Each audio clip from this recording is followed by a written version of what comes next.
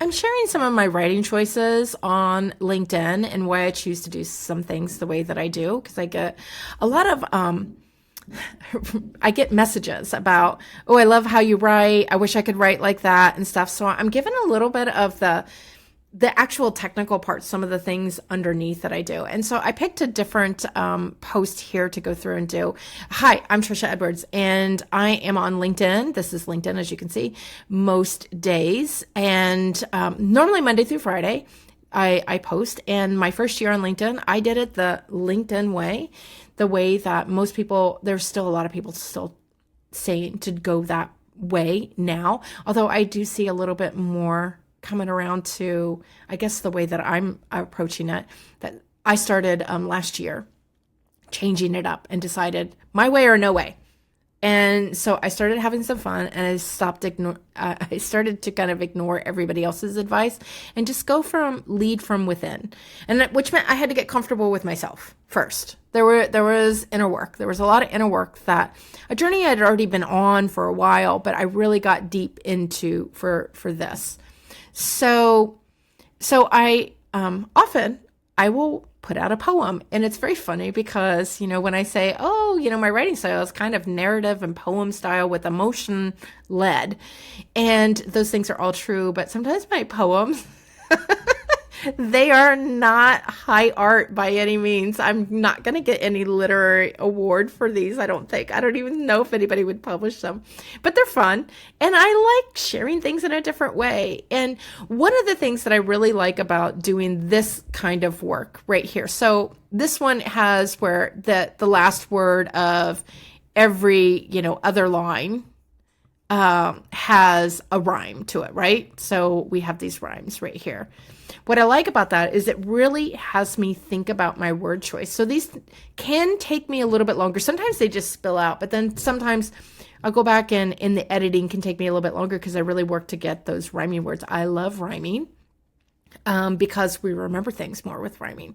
It has a sing-song, rhythm to it.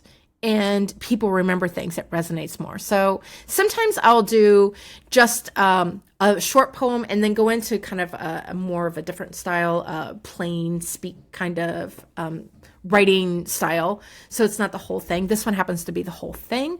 But I like to tell a story in it. It's kind of like, I guess sort of like writing a song, sort of, but this is all about LinkedIn. And what I would challenge you to think about, even if you only added, a short little bit, because when you start thinking about, well, how am I going to get these words to rhyme? What's the thing going to be? It channels, it opens new areas in your mind. And you're going to think about what you're writing about a little bit differently. And it's not about being clever. It's not about having it right. And maybe you don't even use it completely or not, but I really do encourage you to give this a try, because it's going to really help you think about the words when you do a poem and you're working on the cadence, like scroll up, scroll down, revise and compare. I've been here all day because I really do care. You're thinking about the rhythm of things. You're going to tune into your rhythm by doing this.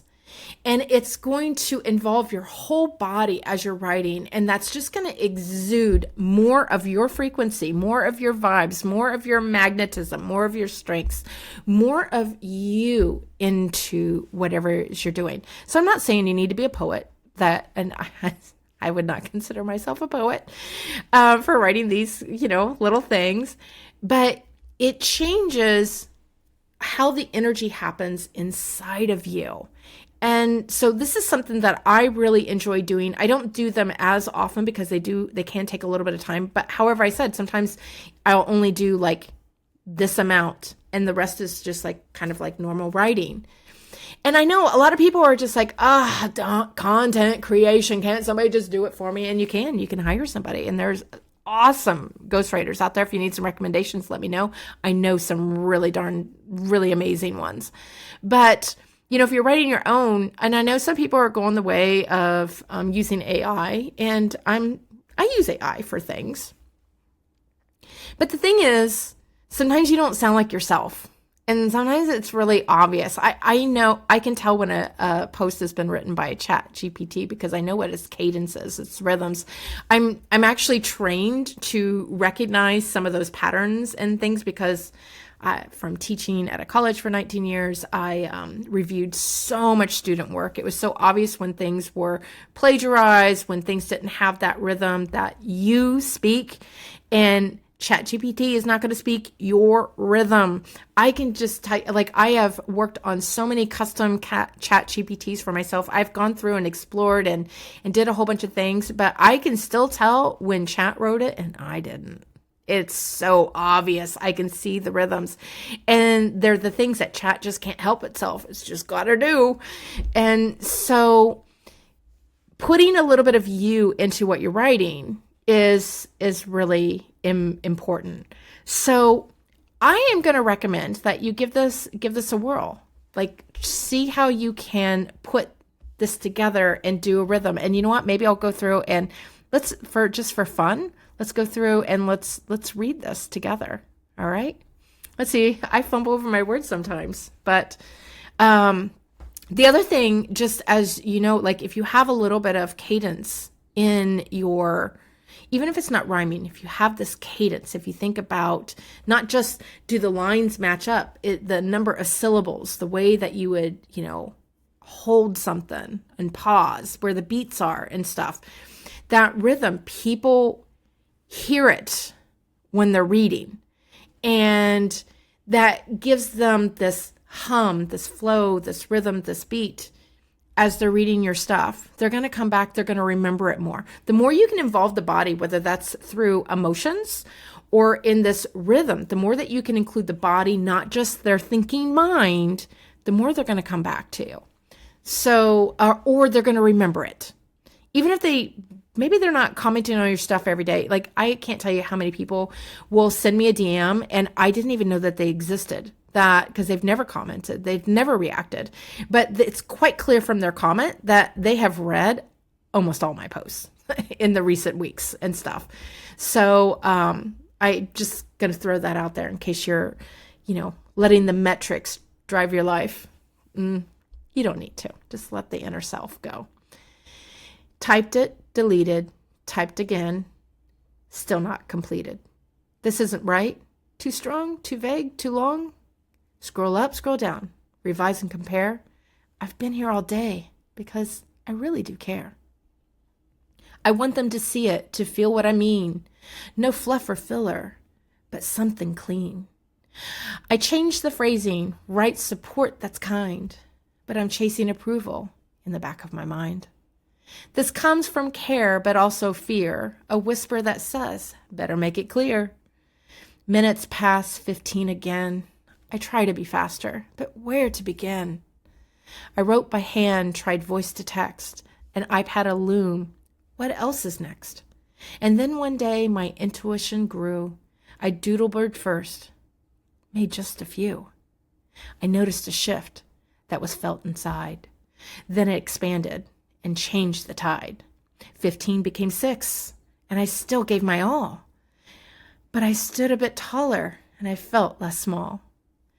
It wasn't a system. It wasn't a hack. It was finally me having my back. Not crap that shames, nor hustle to save time. Just me eliminating all that wasn't mine. My inner way energy, balance for momentum, a gift of reclaimed time with a rhythm to hum. So, this is about how I used to review resumes and how they ended up taking a lot of time, but you could really substitute anything in here. And I tried all the logical ways of doing it. But what I really needed to do was calm my nervous system, prime my nervous system then for what I was doing. And I primed myself for self-trust versus doubt. And that was like the big difference here. So reflection. What if the clarity you're chasing isn't in another draft, but in a different state of being altogether? Where might you be editing your way through something that might actually need your trust instead? That was my reflection on here. But there's just something different when you read it in rhyme. And so I recommend give it a try, even if it's only like a stanza or two.